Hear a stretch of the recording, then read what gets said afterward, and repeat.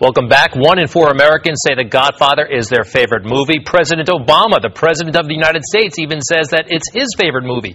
It debuted 37 years ago, but it's still a huge moneymaker in DVD sales and whenever it's on TV, which is pretty much every weekend.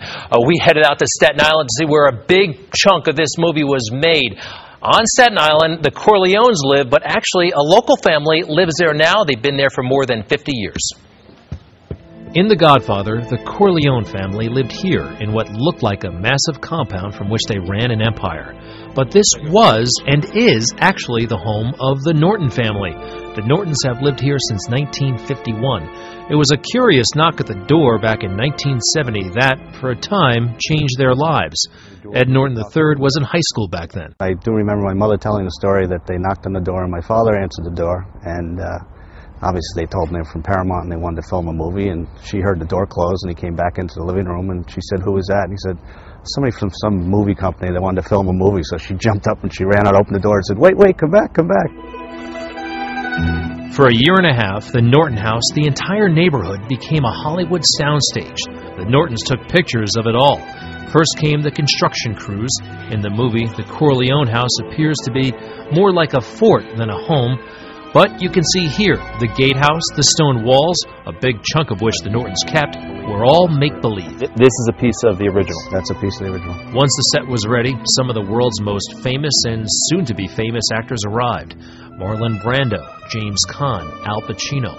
During production, it seemed like they were part of the family. They were all very down-to-earth, friendly people. I am honored and grateful. Although Luca Brasi, at first, was the tough guy on screen and off. There's a famous Luca Brasi story that she tried to collect everybody's autograph, and she went out and asked him during the wedding scene, and he turned around to her and he said, "I don't sign single autographs, I only do 10 at a time." And she said, "You know, you're standing on my front lawn." He's like, "Oh, I'm sorry, okay." Don Corleone, I am honored and grateful that you have invited me to your daughter's wedding. And most of that wedding scene was shot in the Norton backyard. It looked like a great party.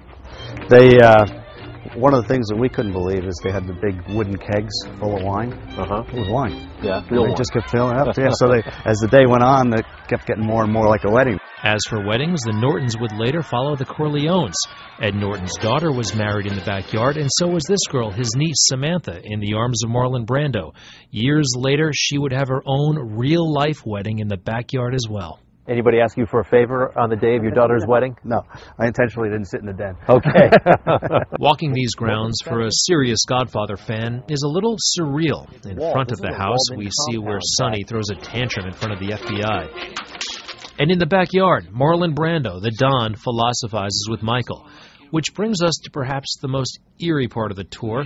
Brando, famously, wouldn't commit his lines to memory. Ed, what is this? This is one of the original cue cards from a very famous scene in the movie. A cue card for Marlon Brando. These are his lines as he's talking to Michael in your backyard. "I never wanted this for you. I worked my whole life. I don't apologize." I never wanted this for you.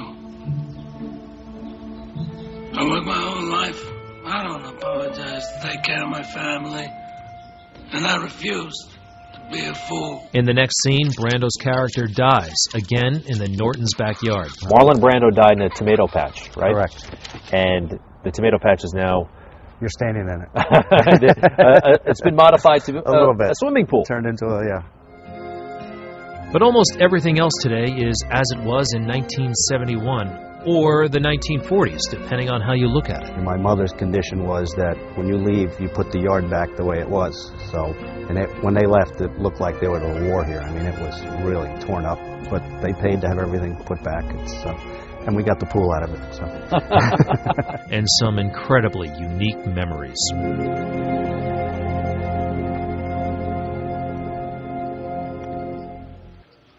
And I'd like everyone to meet Ed Norton III here in our studio. Thank you for being here. Thanks for inviting me. A real treat to go inside the house and look around the grounds. But there was one thing we couldn't show in the story because, let's face it, it's very sensitive, potentially very valuable.